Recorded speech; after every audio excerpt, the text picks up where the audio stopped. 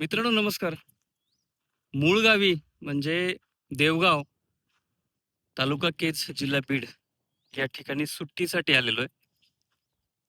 सुट्टीसाठी आल्यानंतर डोंगरात फिरणं हे नेहमीच असतं. आता तुम्हाला या छोट्याशा व्हिडिओच्या माध्यमातून या डोंगरामध्ये कशा पद्धतीने आधुनिकीकरण होणार आहे आणि काही वन्यजीव स्वतःला कसे ॲडजस्ट करणार आहेत किंवा करतायत हे तुम्हाला दाखवणार आहे या व्हिडिओच्या माध्यमातून. रस्ते तयार करण्यासाठी खडी किंवा मुरुम लागतो. तो मुरुम किंवा खडी तयार करण्यासाठी इथे हा खोलगट भाग आहे. याच्यातून दगड, मुरुम, रस्ते तयार करण्यासाठी या बाजूला घेऊन गेलेले आहेत. पलीकडे रस्ता आहे. त्या बाजूला दहिफळ नावाचं गाव आहे आणि इकडे आंधळ्याची वाडी नावाचं गाव आहे आणि तिथून मग खालती रस्ता पुढे वडवणीकडे जातो. गंमत सांगावीशी वाटते की या खोदलेल्या खड्ड्यामध्ये काही वन्यजीव आश्रयासाठी येतात आणि आपलं अस्तित्व टिकवण्यासाठी त्यांची धडपड चालू असते. या खोदलेल्या खड्ड्यामधली वरची माती, जो वरचा हा थर आहे, तो या बाजूला टाकून इथे बांध तयार करण्यात आलेला आहे आणि तयार करण्यात आलेल्या या बांधावरती एका प्राण्याने इथे बिळं पाडलेली आहेत समोर. आपलं अस्तित्व टिकवण्यासाठी इंडियन स्मॉल फॉक्स म्हणजे खोकड हे किती चपळाईने आपलं स्वतःचं घर बनवतो आणि या वातावरणामध्ये स्वतःला सर्वाईव्ह करण्यासाठी, स्वतःला जिवंत ठेवण्यासाठी किती धडपड करतो हे आपल्या लक्षात येतं. खोकडांची अशी घरटी किंवा त्यांनी तयार केलेली बिळं इथं आहेत. हे खोकड ज्यावेळेस शी करतं अशा पद्धतीने त्याची शी असते आणि इथून हे जे बीळ तयार केलंय याला अनेक वाटा आहेत. म्हणजे इथून जर ते गेलं, या बिळातनं बाहेर पडतं. आतमध्ये खूप 6-7 फूट आतमध्ये. इथून आतमध्ये जर गेलं, त्याला दुसरी वाट आहे इकडून, या बाजूने. इथून वाट आहे. या बिळाला दुसरीकडून इकडून वाट आहे. एवढंच नाही, बघा या बाजूने सुद्धा आहे. इथे सुद्धा आहे. या बाजूला आहे. खोलवर आहेत अगदी 5-5, 6-6 फूट. आणि एवढं काय कमी, ते पुढे या बाजूने सुद्धा बाहेर पडण्यासाठी त्यांना जागा आहेत. बघा या बाजूने.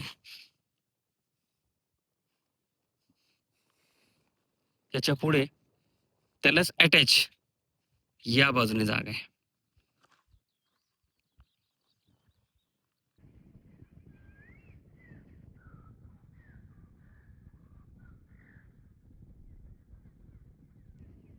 आता तुम्ही पाहिलं या बाजूने तो स्मॉल इंडियन फॉक्स किंवा इंडियन स्मॉल फॉक्स धावत आला.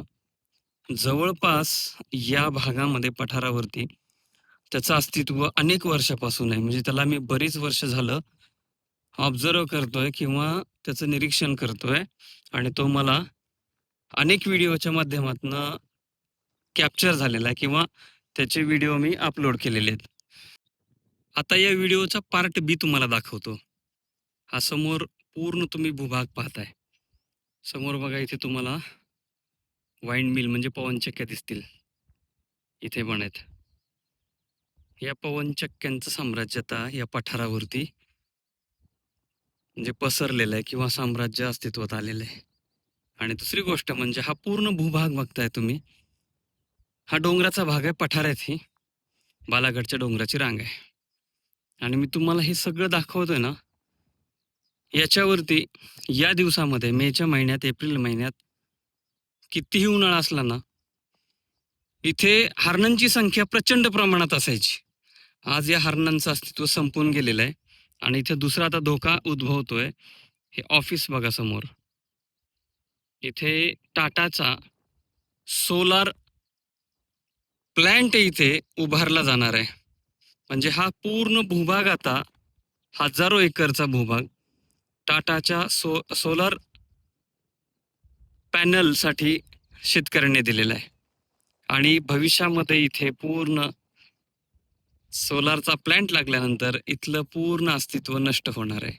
हा दुसरा धोका सध्या या भागातला आपल्याला भविष्यामध्ये जाणवणार आहे. आणि या सर्वांची म्हणजे काय म्हणतो, या सर्वांचा परिणाम इथल्या वन्यजीवांवरती आता सध्या 50% झालेला आहे आणि काही दिवसानंतर 50% होईल. हा दुसरा पार्ट आहे या व्हिडिओचा. या बाजूला गावदेवी रेणुका देवीचं मंदिर आहे.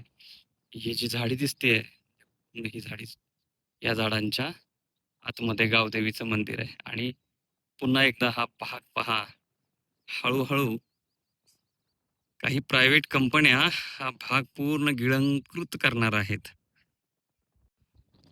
फक्त प्राणीच नाही, म्हणजे मी आता सांगितलं की इंडियन स्मॉल फॉक्स असेल, हरणं असतील, कोल्हे असतील, लांडगे असतील, हे एवढे ह्या खड्ड्यामध्ये, म्हणजे आता मगाशी सांगितल्याप्रमाणे हा खड्ड्यातले जे सगळं मुरुम किंवा दगड आहेत ते रस्त्यासाठी यूज करण्यात येतात. ते तेवढेच नाही, तर काही राफ्टर्स असतात. राफ्टर्स म्हणजे शिकारी पक्षी, ते सुद्धा